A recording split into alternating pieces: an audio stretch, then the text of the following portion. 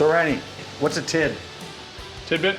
Those are basically like the broken pieces of the hocks. So like as we run the hocks through the process, we get a lot of like scrap and broken pieces and stuff like that. What's an actual hock? The pork hock would be on the hog would be like the front, just below the front shoulder. So the hock comes off the front of you got the longer foot, and then you got the pork hock, and then you got the pork shoulder in the front.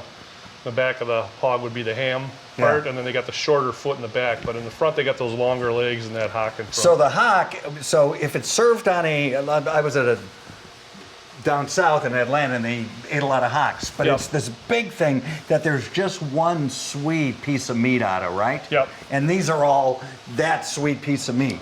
Right. Yep. So when you get like a shank, that would be like the shanks we start with, and then we cut those down. We take that bone out, and then we slice them. So we're starting with the same thing. They're just being, it's a different presentation, and they're, it's a different cook than obviously what we're doing.